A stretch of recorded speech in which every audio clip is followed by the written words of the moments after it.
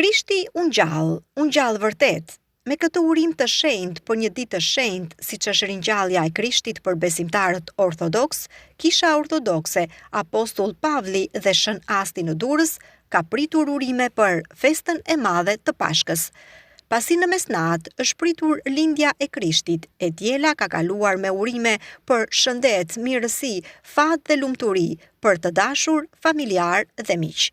Kisha Ortodokse hapi dyert që në orët e para të së dielës, duke pritur personalitete, njerëz të njohur të këtij qyteti, që kanë dhënë dhe japin kontributin e tyre çdo ditë në fushat të politikës, ekonomisë, sportit e të tjerë.